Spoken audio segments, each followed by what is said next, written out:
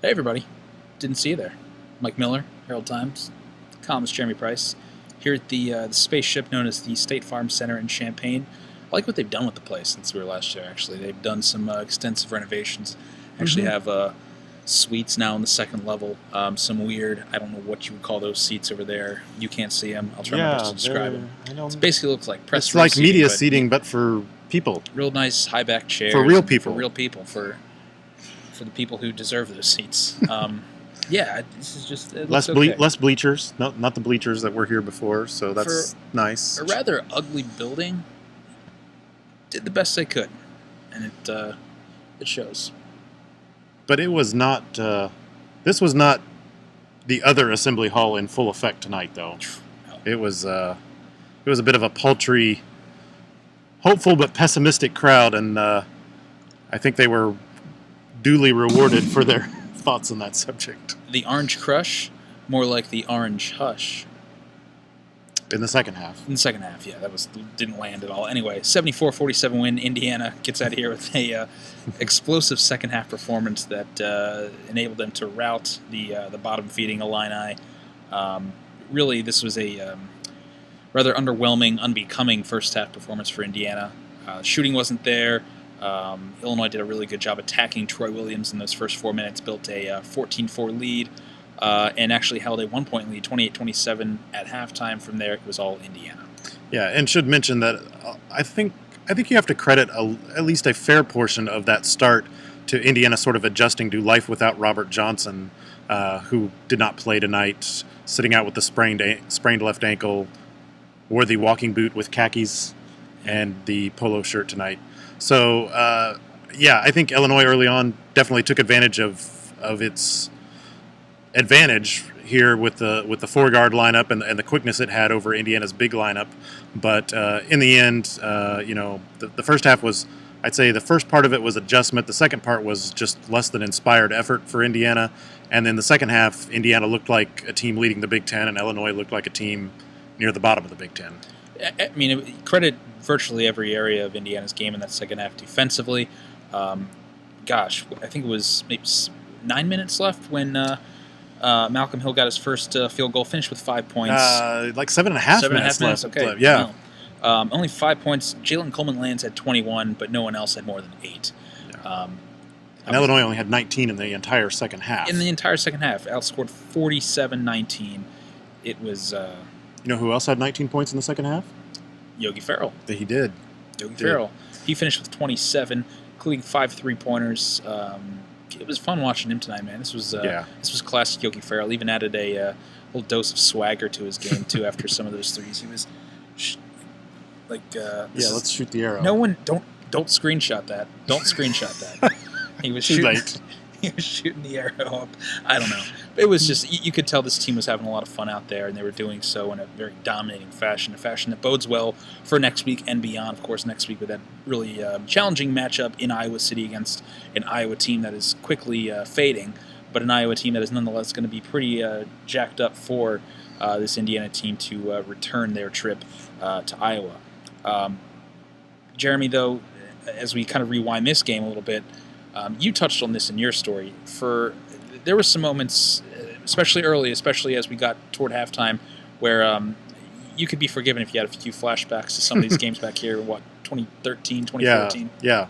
2013 obviously is the one that I think probably sticks in anybody associated with Indiana's mind with the way Illinois came back in that game and won it at the buzzer against the number one Indiana team in the nation that year. And I was kind enough to bring that up post-game to Yogi Ferrell, who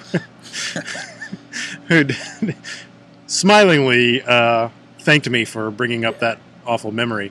But yeah, I mean, this is a place that Indiana's lost 11 of its previous 13 times coming into tonight, including that 2013 game. Also lost here in 2014 in overtime, a game Yogi scored 30 points in. And tonight he was kind of in that scoring mode, but in a much different setting, a much different way, the way it was going in the second half for him.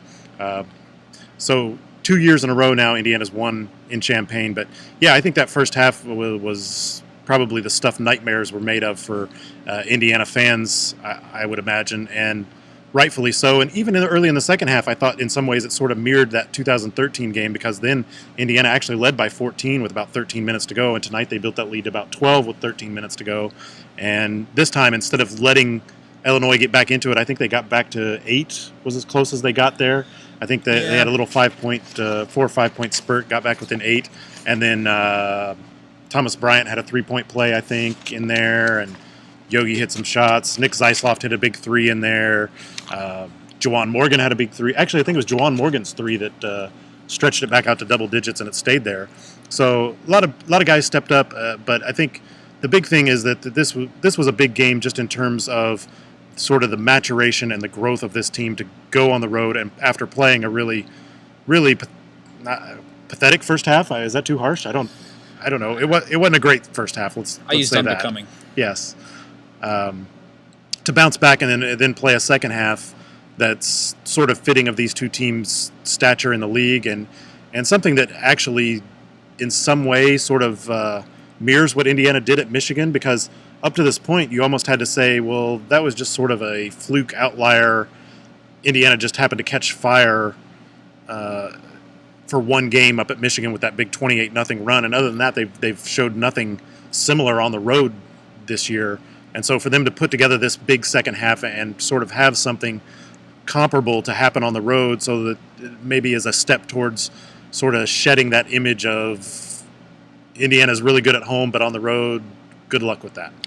I think you give Thomas Bryant some due credit, too. 14 points, obviously, tonight. Really stepping forward when Indiana needed it most.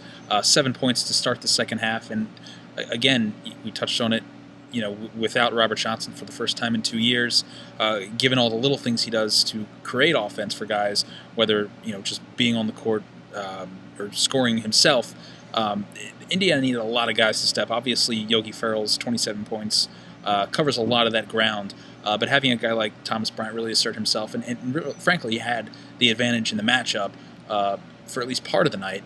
Obviously, one of the advantages Indiana has against Illinois is its size, and to kind of get Bryant reestablished in the second half to get back to that most basic thing of feeding the post correctly and consistently, I think was a major thing that fueled that I think it was like a 15-5 run to start that second half. Yeah, second game in a row that Bryant scored the first 7 points in the second half. And I guess if you have a complaint, it's why can't Indiana start a game that way? If you could feed Thomas Bryant and get him going out of the gates, that would certainly limit the possibility for teams starting out 15-4 like Michigan, 14-4 I think it was tonight, things like that. But Indiana was just out of sync early. When they did try to feed the post, the ball wound up going out of bounds on the passes, and when Bryant did get the ball in the post, he was taking one dribble too many and letting the help come too quickly, and that happened a few times in the second half, but by and large was better. But again, it's just a focus thing. Sometimes Indiana just kind of forgets, and sometimes I think maybe Thomas Bryant isn't assertive enough at the outset of games. I think so. He's a little bit tentative. He's trying to stay out of foul trouble, all those kind of things. And then in the second half, he kind of makes up his mind. All right, I'm going to go do my thing. I'm going to play. And when he does, it just makes Indiana all that much better, because it's no coincidence in my mind that Thomas Bryant scores the first 7 points of the second half, and Indiana goes on to just bomb away from 3 after that, because it just really spaces and opens up the floor. Mm-hmm. Yeah, he played 26 minutes tonight. He's only had 2 fouls, so I think that also both in the first half. Yeah, so that absolutely had a lot to do with it. Injury updates: nothing real concrete on Robert Johnson. Still, the whole continued evaluation on his sprained ankles. Those are tricky. Really hard to predict or project. We saw him coming up the tunnel before the game in a walking boot. I've never worn a walking boot, but I imagine crutches. Yeah, no crutches. He was seen in Bloomington on Sunday carrying a single crutch. Did not have a single crutch today. Just kind of walking on his own. A little bit of a hobble, but I kind of chalk that up to the walking boot more than anything else. And then Troy Williams, what was it? A thigh bruise is the official Tom Crean diagnosis. He missed a big chunk of that second half, receiving attention on the end of Indiana's bench. Tim Garl, athletic trainer, was there rubbing it down, and eventually wrapped it with a pad. We saw him walk down in the tunnel at one point midway through the half, came back, and he was actually ready a lot sooner than Indiana put him back in the game. Yeah. But that'll be something to monitor. It doesn't seem like it'd be something too serious that would keep him out of Iowa, especially. But not getting out of here totally unscathed, but you get the win, you get it in an emphatic fashion, and you get a whole lot of feel-good momentum. Yeah, heading back I mean, home. the fact that Indiana was able to extend that lead after Troy got hurt, so you have no Troy Williams, no Robert Johnson, and still the lead continues to expand. So that's good for this team. That's good for this team's confidence. And before we get out of here, should probably I'll give a lot of credit to OG Anunoby, Yes. Juwan Morgan. Fantastic defensive job tonight on Malcolm Hill. We mentioned he didn't get his first basket till 7:35 left in the game. So great job from those guys off the bench. Really brought some defensive energy. Was a big part of what this team did tonight. Really kept Kendrick Nunn and Malcolm Hill quiet. Yeah. And so even though Jalen Lands had a good game, You take it. you can live with one of those three guys having a good game. As long as all three don't go off, you're in good shape. We do a whole scoop talk on OG Anunoby and Juwan Morgan. Those guys are fun to watch. But Yeah. God, it's late, man. We're not going to get home till. If we can get home before 4 a.m., this night has been a rousing success. Winner, winner, chicken dinner. I always wanted to say that. All right, this has gone on way too long. Guys, thanks for watching. We will check in before Iowa. Yep. See you then.